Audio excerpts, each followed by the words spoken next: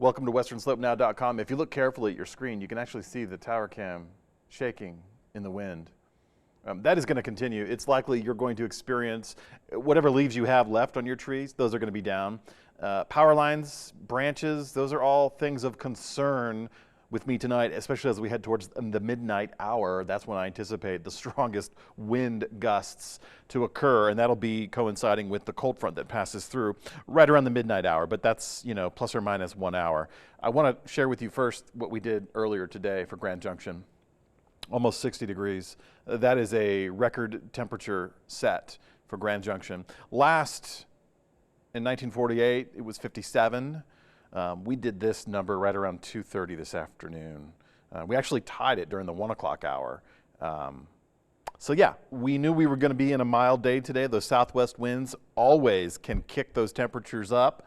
And of course, that creates some good forcing too. We've been dealing with wind throughout the afternoon hours. Temperatures right now coming down from that record temperature almost by 10 degrees for Grand Junction. Montrose has been holding fairly steady in those 50-degree ranges. But let's talk about winds. Current wind at the recording, 415.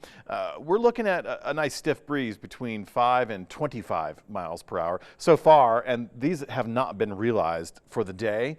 So far, we've exceeded the 25 mile per hour zone locally. We're going to go stronger. I think we're going to get past the 45 mile per hour zone later tonight, and that is with the approaching cold front.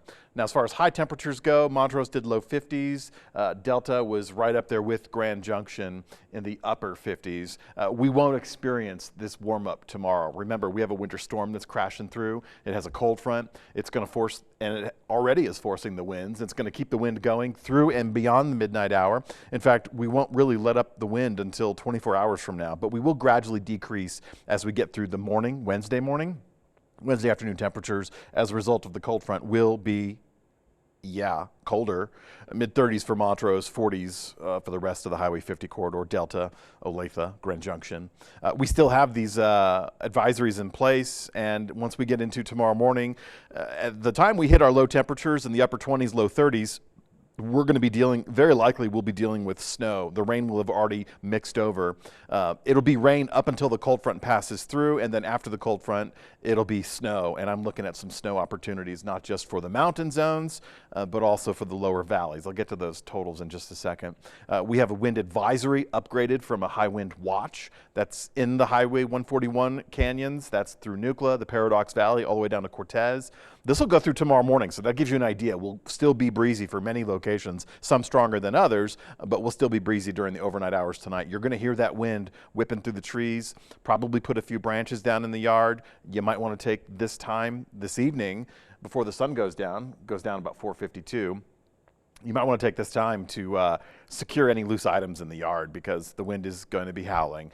We still have winter storm warnings in the mountain zones, about a foot and a half of snow in some of the deeper points. Upgraded is the Grand Mesa to be included in the winter weather advisory.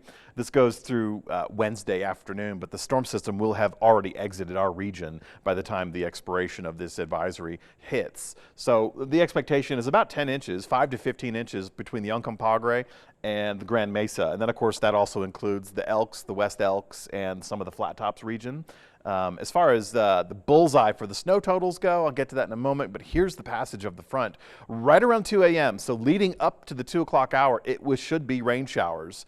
And then, of course, it's going to be quite gusty. And then once that front passes through, the colder air arrives and we're left with snow. So after 2 a.m. and before sunrise, which happens around 7:30, 7:25, we'll have this opportunity to get the snow to change over. We'll cool the lower elevations. We'll cool to the surface. It'll take some time. It won't immediately start snowing, but we should get some snow going for the lower elevations.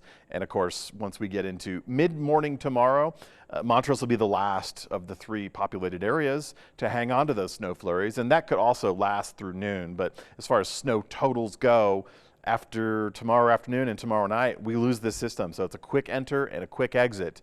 And with the snow totals, we are looking at about ½ inch to a full inch for Grand Junction, 1 to 2 inches for Montrose. And of course, If you're driving tonight, please try to postpone those travel plans. Even in the lower elevations, if you're on the I-70 corridor, you're going to encounter 1.5 to 2.5 inches of snow accumulating, but with the wind blowing around, it's going to lower your visibility, and that is going to complicate any travels. And that's just on the I-70 corridor. In the lowest elevations, you get to the higher mountain passes, whether it's an interstate or a state highway, you're going to be dealing with the same lowered visibility, icy. It's going to be difficult travel, so try to avoid it tonight if you can. Emergency responders on the side of the road helping any motorists, you need to slow down for them. You need to give them a wide berth because they're out there risking their lives to help someone else. Please don't endanger theirs by speeding by. You should lower your speeds and create bigger traveling distance between other vehicles and stopping points. Here's that cold front after the midnight hour. This is the wind generator, and then of course behind it with the cold air and the moisture. This storm system is packed with plenty of rain and snow opportunities. Out in California, Los Angeles area, they've been dealing with flooding issues. The Sierra Nevadas have been getting that Sierra cement, so heavy water content in the snow. So if you're going to be shoveling tomorrow, which I really feel like you will be, your sidewalks, your driveways, wait till after sunrise, and then you should get started on that, or you could do it in the late afternoon. But again, it's going to be a heavy wet snow, and with the cold temperatures tomorrow, you'll probably encounter some ice if you're stepping on that snow before you get to shovel it. So be mindful of how you do your chores and get them done within 24 hours. That's the general rule. But all this is going to be an early morning snow event for the lower elevations. And then, of course, getting into the late afternoon hours, it's really not much. High pressure system building in for Thursday, bit on Friday. Another system passing by to the north Friday, but that's mostly for the Rabbit Ears Pass, Steamboat Springs, Moffat County, some of the flat tops, some of the central zones should pick up, but this is going to be a dry system for us here south of I-70. So really it's wind, rain, and snow for the next 12 hours. And then we're looking at some cold temperatures, chilly mornings and cold afternoons all the way up through the weekend. Of course, that second system that comes through on Friday, that will reinforce the colder temperatures, but we should maintain dry conditions. Things could change. I'm going to watch to see if it does. We may increase a chance of snow flurries for the Friday, Saturday for both Grand Junction and Montrose, but as it stands right now, this next system is just going to be a cold temperature reinforcement. You can see those chilly, frigid numbers for Montrose for the start of the weekend. Kind of mild when you look at the Thursday, Friday period compared to the weekend period. But again, we should be dry for the rest of the week. I will be watching that secondary system just in case anything changes. But enjoy, be safe, and mind your travels through at least Wednesday afternoon.